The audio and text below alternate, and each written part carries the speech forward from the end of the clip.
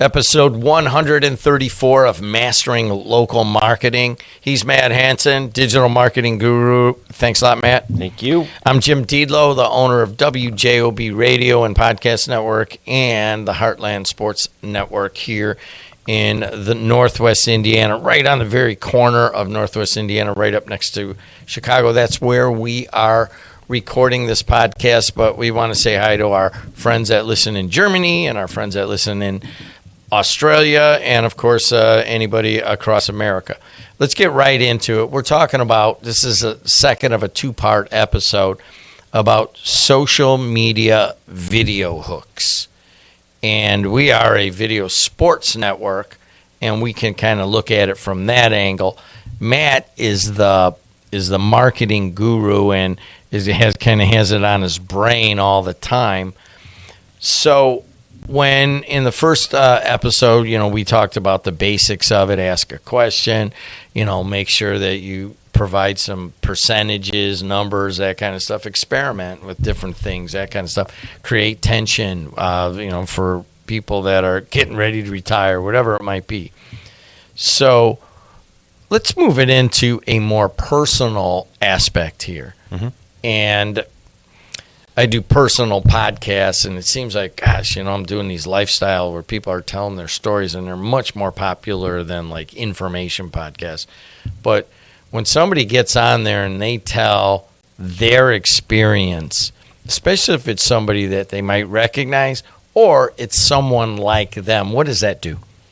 Yeah, so it creates credibility right off the bat, right? So when I sit down with somebody and So I gave a lecture down in West Lafayette on Tuesday, and one of the things that we were talking about was my time back when I used to own an e-commerce brand. And,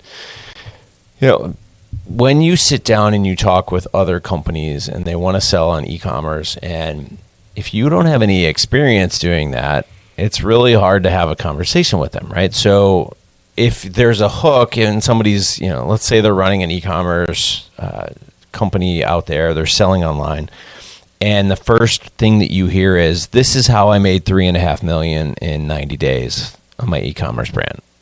That makes you stop and go, okay, stop. I want to know, what is it?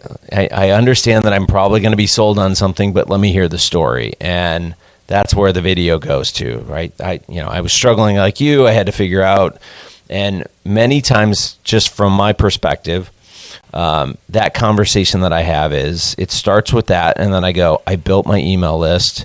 I realized that the number one thing that I had on my website, I was giving away for free. So I put that barrier in there to get emails, which drastically shot up my sales, and I could identify my best customers and treat them better. And that little statement right there allows me to go into a variety of content that we can talk about, and all kinds of experimentation and all this other stuff. So that's a simple video right there that I could shoot right now if we wanted to do it and put it out there on social. And I guarantee you that it's going to stop people. People are going to click on it. They're going to come over and try to figure out what I did to make that happen. Sounds like you're getting close to also a testimonial video, or this is my experience with this company.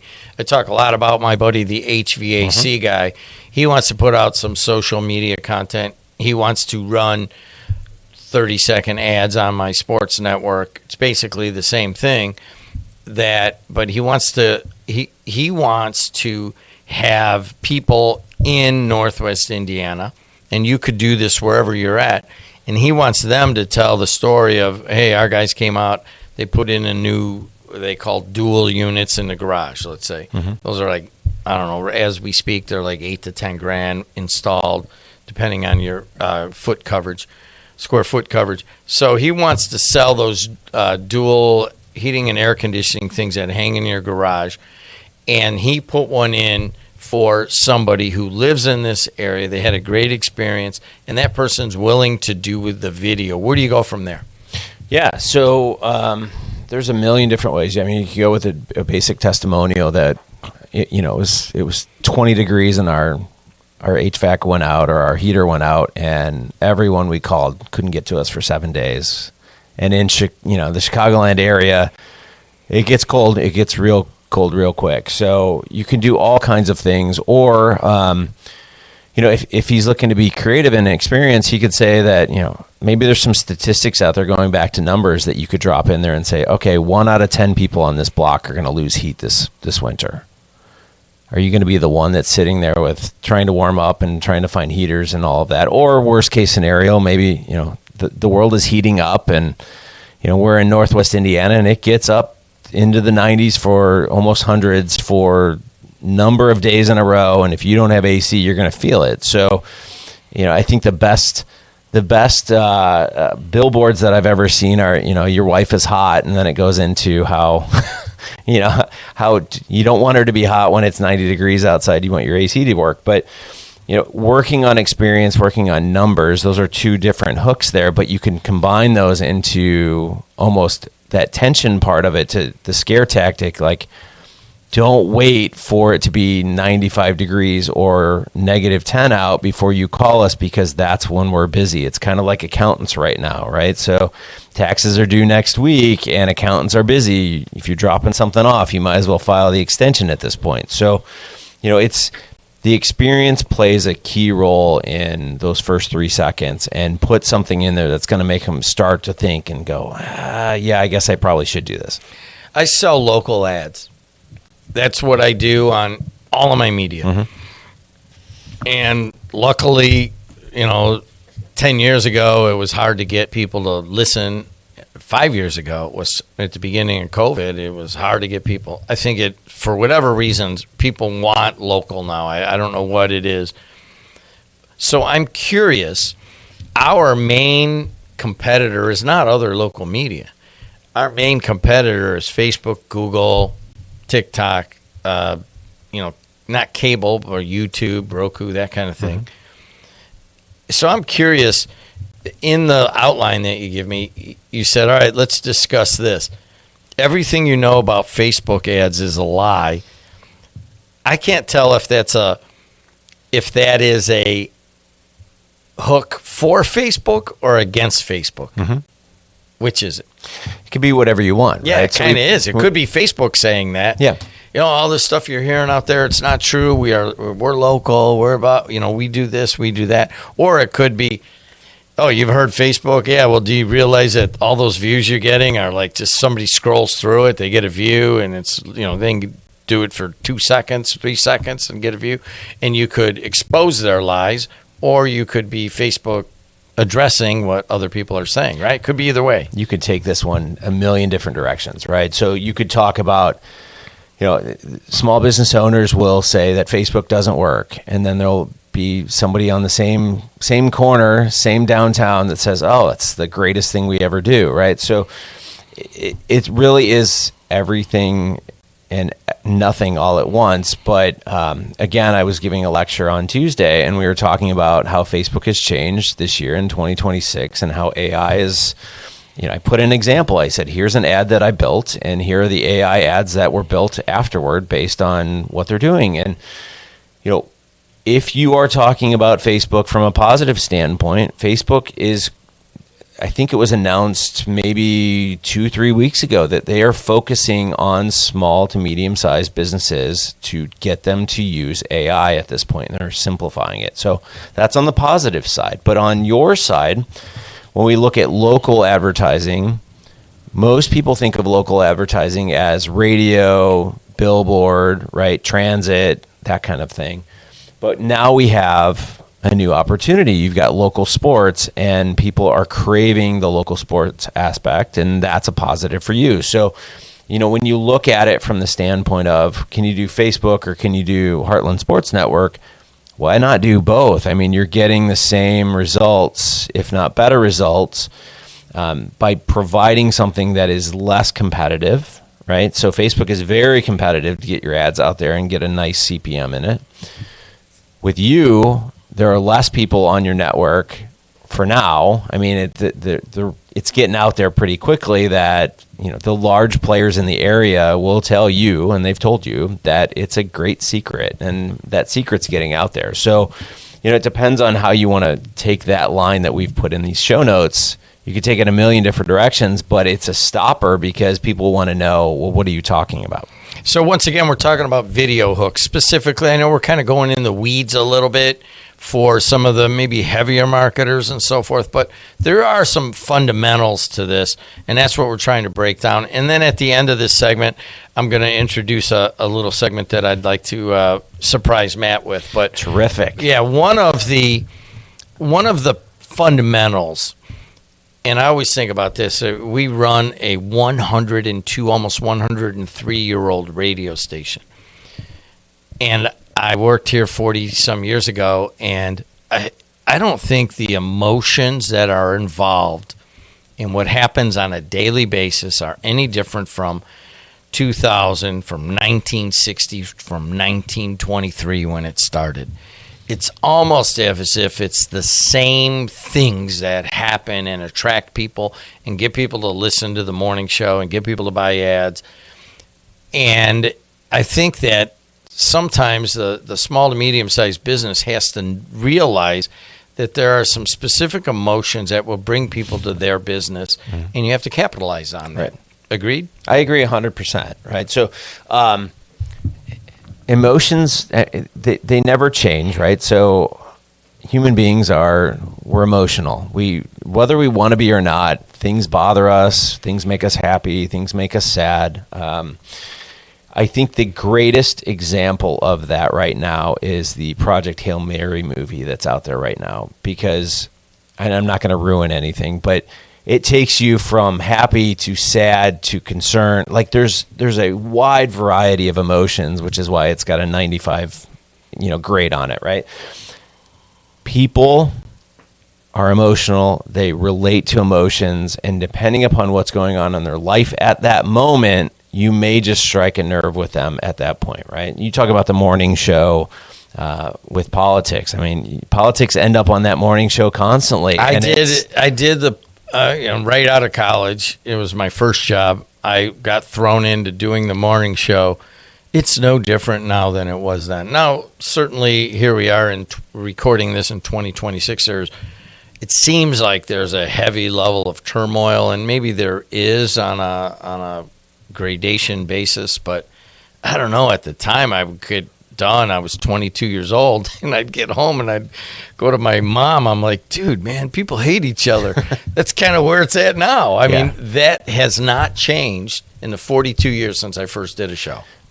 We did a social campaign years ago where it was for an automotive repair company, and we said, we started it off with, "Are you still leaning left? Are you still leaning right?" And it was about tire, alignment, and goodness gracious, did that spark a debate back and forth, and the owner was fine with it. He didn't mind it at all. He actually loved it. But as an agency, we're sitting there and kind of going, "Oh, this is lighting a fire.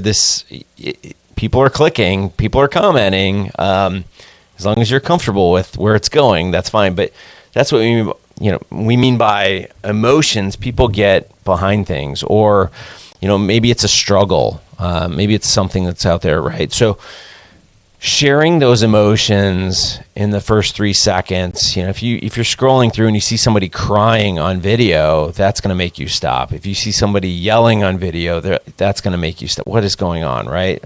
See people fighting on video. I mean, that may not fit your brand, it may not fit your company, but those are the types of things that get people to stop. So ultimately, you're talking, if you're going in the emotions, then you're really kind of talking about personal stories. Right. And to me, outside of the specific testimonial, you want some personal, you want some connection. And so you're going from emotions to the personal story. How does the small to medium-sized business owner use that in their video? So if you're using, let's say, yourself, right? Let's say we're putting you out there on social and you're kind of expressing what you're doing. If you're trying to grow a small business, maybe it's the passion behind you of, I'm tired of competing with the Walmarts and the Targets of the world and the Amazons of the world. I want us to unite to celebrate small business, right? So on Monday, we were at the national championship game for men's college basketball. And Michigan, if you're listening 4 years down the road, this is the 2026. It was in Indianapolis, which is 2.5 hours from where we sit. And I'm surprised you only paid $212 because where I was looking, where I wanted to sit was $650. Yeah. So anyways. But essentially, now you've got me going all over the place on that. But you went to the game. You went to the game, right? So we went to the game. Personal stories. Right? Like it's. I'm sorry I cut you off, and this is the first time that he has gotten off of his track in 134 episodes. All right, so let's just talk about this. All right, so you're sitting there, and you're a little higher up because you only paid $212. Do you go by yourself? No, I went with somebody from work. So you and somebody from work. So they took me down. Went down there and drove, and you went there, and you got there kind of early, right? Mm-hmm. What kind of ads did you see? Funny enough, I saw Purdue ads right outside, which was kind of funny. I saw UConn ads, I saw Purdue ads, but I saw a lot of transit. Nothing that made me stop. What do you mean transit? Transit. So basically buses, Uber, Lyft, and DoorDash cars that were wrapped. I noticed that there were 3 cars sitting there in a row, which is called a swarm. You can buy and they'll kind of sit in one area. There was an illuminated sign on like a truck that was driving around with a UConn ad on it. But yeah, no, like, it is what it is. It's odd because, when I go to a game, I'm pretty much like you are watching the ads that are on the big screens. The Purdue games themselves at Mackey Arena, they put a nice one in there, and man, do they use the crap out of that. And almost all of the ads involve a player or a coach in one way or another. I mean, obviously, we do high school games, and I think that's coming next, is that you'll be able to pay someone $500, and the kid who, was the quarterback may come on and say, hey, you know what? After the game, I go over to the local McDonald's owner or to the local franchise. But down there at Purdue, it's like Matt Painter comes on and says, I like to eat my bacon from the people here, and they make it right down the street. It's all us, come to the Indiana bacon one. Mm-hmm. And then you have all these players and so forth. And I can't watch those enough, by the way. I don't know why. I don't know if that testimonial. It's relatable. I mean, again, we call it the Me Too in the hook, but it's like, are you from Northwest Indiana? Are you from Indiana? Are you a Purdue fan? Are you whatever it is, right? Like we are too, that kind of stuff. If you're like us in this area struggling with X, right? Like that stuff resonates because it's showing that's who you are, right? We're targeting you. You are us. We are you. That's really kind of an interesting way to do it as well. But I see that a lot, and those get me to stop constantly. Like, are you and again, we're in Northwest Indiana, but there's one out there that's like, are you a Northwest Indiana business? I stop every time I see that video, and I don't remember exactly who it is, but I see a lot of that over and over and over again in different markets. And I mean, I'm traveling a lot, but it doesn't matter what market you're in, you still see it again and again and again. So you're also pointing out there the localness of the message. Right. Now, that would be the final segment that is not on here, but I mean, what we've been studying is like, why are people now coming to local media to want to advertise? I don't quite get it. And we had a marketer tell us that, first of all, there's not a lot of options. Mm-hmm. Over the last 20 years, it's all gone to social media. So many of the media have either died, been bought up, or they're a shell of what they used to be. Right. So if there is a method, people want to create that local connection. So when I'm sitting there in West Lafayette and it comes up there and they say, are you a Hoosier homeowner? Okay, got me.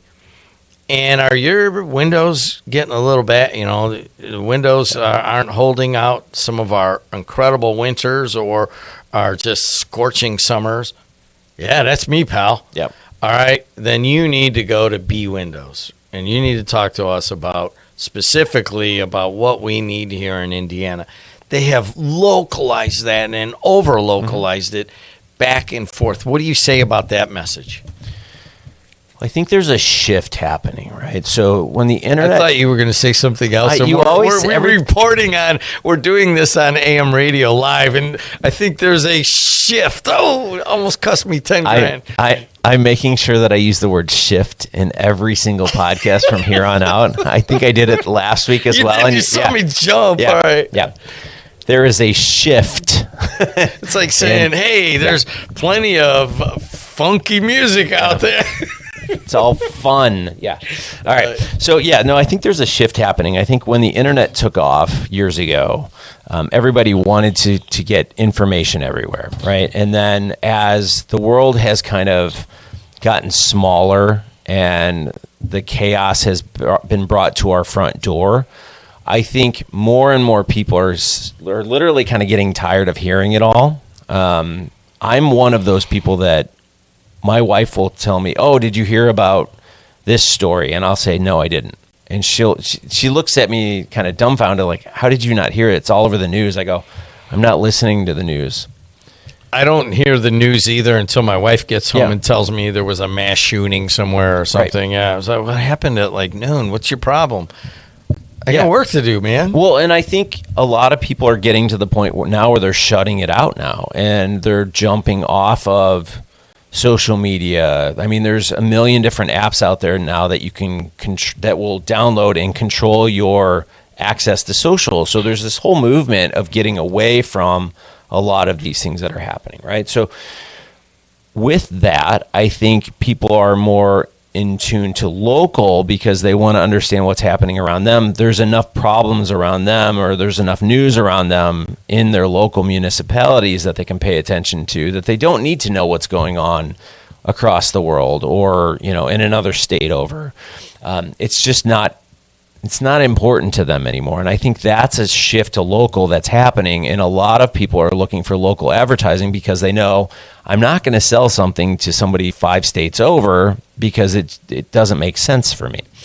So when I look for the mediums that are out there, it's social media, it's paid search, right? Like there's radio, there's outdoor, but now what else is there? What's new? What's not being sold to me that maybe I can start to think about? And I think you saw that with the sports network because we started with pro sports and then college athletes started getting nil money, which blew that up. And I think we're going to get to a high school level, and you're already in that position to highlight those games. If they bring nil to high school right now, like they do in 46 other states, it would double our revenues. Yeah. Yeah, I mean, it is what it is. Yeah, so I mean, there's opportunity on the horizon. I think they got to get the nil money right in college first before it goes anywhere else. It's just whenever you try to control how much people can make and make sure that you're getting some of it, like the schools and that kind of stuff. I saw their method in the beginning, and now the president's getting involved in all that. But one last question. Yep. Why is Facebook trying to come into the small to medium-sized business market and make you feel comfortable about that? So things like Meta and Google and Amazon and all of those types of companies are so large we can't even fathom them, right? So from a local small business, we call them walled gardens. You don't know what's going on behind the scenes. They don't share the information with you of what they're working on. But I think Zuckerberg is basically saying, like, there's so many ad dollars in those small and medium-sized businesses that we're missing out. And that, again, we talk about AI all the time. And, I asked the question on Tuesday to at least 90 students in 2 classes. I said, how many of you are using AI beyond just ChatGPT to write your emails? And funny enough, you would think that all hands would go up, right? No, I probably counted 8 to 10 hands that went up, people that are actually using it. When you start talking about AI, beyond just simple chat GPT, and you're talking about agents and vibe coding and all this kind of thing, like it's roughly 2% of the population. So Zuck is jumping out in front of this and saying, okay, we're going to make it so easy for you to use AI that you'd kind of be dumb not to do it, because you put an ad in there, we'll give you a headline, we'll give you multiple headlines that'll generate, we'll give you multiple descriptions that will generate, we'll give you multiple images that generate, and we'll even give you video that's going to generate for you, and you can select what you want to use. So you don't need to go out there and use or learn these AI platforms. We'll do it for you. And I think that's what our audience is looking for. They want somebody that can do it for them, because they're not going to go, they don't have time to go learn it, right? So my summer this year, I've committed to doing a ton of AI work and a ton of research, and everyone that I work with at the university is kind of looking at me like I have 17 heads. They're just like, what are you doing? And I go, I'm going to learn it because I'm going to bring it back, and we're going to do some amazing things in the classroom. I cannot agree with you more, and I cannot tell you how many people are afraid of that. Yeah. And it's just, there is nothing that, there you go, this guy over here, he's been in insurance for all these years. I can't believe he's such an AI advocate. Yeah. I don't know why. Yeah. Because this is the biggest revolution since the internet itself. And it can be overwhelming. So what we see is, how do we use AI to make it easier for the advertiser, make it easier for the listener, make it easier for the school. Yeah. And if you just do it in increments, they take it. Yeah. But if you're like, hey, this is what we're going to do now, we're going to rip up everything we ever knew. So, I mean, that would be the only thing I would have to say to any business. We've been there. We've put stuff out too quickly and too harshly that was technologically advanced. Take your time in doing it. Yep. This is just two dudes just talking at this point. Are you okay with that? That's all. It's all good. Hey, once in a while we will just have, and that's kind of what I wanted to do at the end. I want maybe 3 to 5 minutes at the end of every episode where we just talk informally. And I think people like that. Yeah. And they stick around. He's Matt Hansen. I'm Jim Diedlow.